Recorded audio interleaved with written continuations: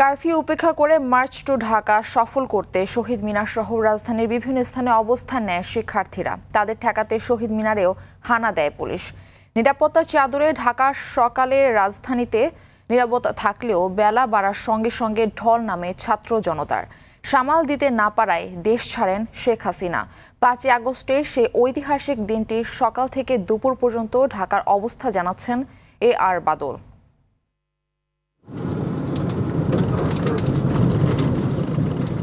5 August সকাল 8:30 রাজধানীর সার্কফোয়ারা মোড় থেকে শাহবাগের রাস্তার চিত্র এটি। বাংলা মোটরে দেখা যায় পুরানো গাড়ির কঙ্কাল। একে তো কারফিউ, তার উপর আবার শিক্ষার্থীদের মার্চ টু ঢাকা কর্মসূচি থাকায় জনশূন্য, রাস্তা ফাঁকা। শিক্ষার্থীদের জমায়েত ঠেকাতে 3 স্তরে অবস্থান নিয়ে শাহবাগ ঘিরে রাখে পুলিশ ও সেনাবাহিনী। ঘুরিয়ে দেওয়া হয় অ্যাম্বুলেন্স, তল্লাশি চলে এ পথের যাত্রীদের। শাহবাগ পেরিয়ে টিএসসি হয়ে কেন্দ্রীয় শহীদ মিনারে গিয়ে দেখা যায় প্রায় শখানেক শিক্ষার্থীর জমায়েত।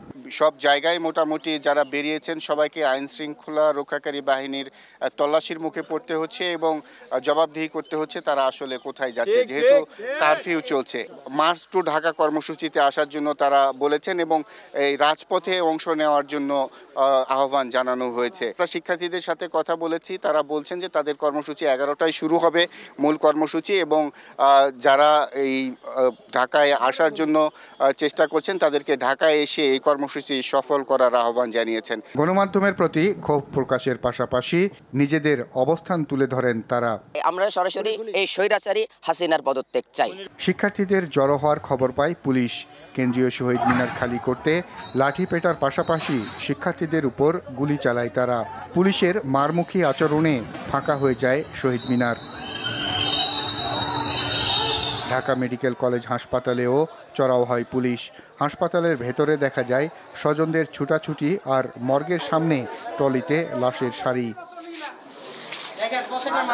12টার পরে সব বাধা উপেক্ষা করে শাহবাগে প্রবেশ করতে থাকে শিক্ষার্থীরা। ছাত্র জনতার ঢল এতটা প্রবল যে কোনো প্রতিবন্ধকতা কাজে আসছিল না। তবে ছাত্র জনতার সাথে ইতিবাচক আচরণ করে সেনাবাহিনী। আবেগে অনেকে সেনাবাহিনীর সদস্যদের জড়িয়ে ধরেন। শাহবাগ ধীরে ধীরে জনসমুদ্রে রূপ নেয়। এ সময় সেনাবাহিনীর সদস্যদের ফুল দিয়ে শুভেচ্ছা জানায় কয়েকজন শিক্ষার্থী। পুলিশের হাতেও ফুল তুলে দেয় শিক্ষার্থীরা, কিন্তু নেতিবাচক আচরণ করে তারা। শাহবাগ থানার ভেতরেও তখন আটককৃতদের নির্মমতার চিত্র।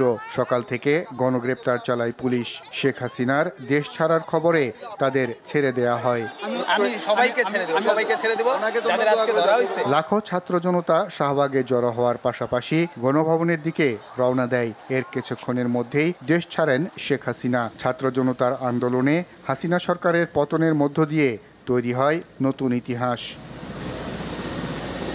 AR বাদল, RTV, ঢাকা।